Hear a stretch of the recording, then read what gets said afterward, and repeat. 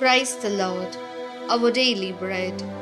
1 Timothy chapter 4, verse 12. Let no man despise your youth, but be an example to those who believe in word, in your way of life, in love, in spirit, in faith, and in purity. O Almighty God, thank you for giving this wonderful verse. May your presence showers on us. O Lord, today we entrust the youth into your hands. They are the foundation of the home and the country. Many young men and women have forgotten you and are being corrupted by the demands of the society. We are losing your grace and mercy due to drunkenness, quarrels, bad relationships, disobedience to parents, wasteful spending, gossip, laziness, etc. Therefore, Lord, open the eyes of our minds and leave the evil life of the worldly trends. Just as you were obedient to God and your parents in your youth, with clarity of knowledge and wisdom, so may we also follow you and live as your disciples. We ask this in the name of Jesus Christ. Amen.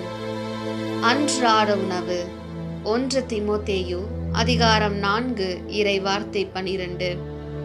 நீ இளைஞனாய் இருப்பதால் யாரும் உன்னை தாழ்வாக கருதாதிருக்கட்டும்.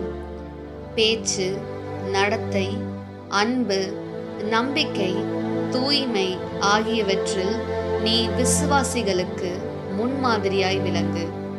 அன்பின் தகப்பனே, இன்றைய நாளிலே இந்த இறை மன்னாவை கொடுத்ததற்காக நன்றி ஆண்டவரே. இறைவா, இன்று இளைஞர்களை உமது கரத்தில் ஒப்படைக்கின்றோம். அவர்களே வீட்டிற்கும் நாட்டிற்கும் ஆணிவேர். பல இளைஞர் இளம் பெண்கள் உம்மை மறந்து இந்த சமுதாய கேட்டினால் சீர்குலைந்து போதை, சண்டை சச்சரவு, தவறான உறவு, பெற்றோருக்கு கீழ்ப்படியாமை, வீண் செலவு, வெட்டி பேச்சு, சோம்பேறித்தனம் போன்றவற்றால் உமது கருணையையும் இரக்கத்தையும் இழந்து நிற்கின்றோம். எனவே இறைவா, எங்கள் மன கண்களை திறந்து உலக போக்கினாலான தீய வாழ்க்கை விட்டுவிட்டு நீர் இளம் வயதில் எவ்வாறு கடவுளுக்கும் பெற்றோருக்கும் கீழ்ப்படிந்து அறிவு தெளிவோடும் ஞானத்தோடும் விளங்கினீரோ, அதேபோல் நாங்களும் உம்மை பின்பற்றி உம் சீடன் சீடத்தியாக வாழ எங்களை ஆசிர்வதியும். ஆமென். அன்னன்னுள்ள போஜனம் 1 தீமோத்தேயு 4 அத்தியாயம் 12 வாக்கியம். ஆறும் நின்றே பிராயக்குறவின்றே பேரில் நின்னே அவகணிக்கான் இடையாகருது. வாக்குகளிலும் பெருமாற்றத்திலும் சிநேகத்திலும் விசுவாசத்திலும் விசுத்தியிலும் நீ விசுவாசிகளுக்கு மாத்ருகையாயிருக்குக.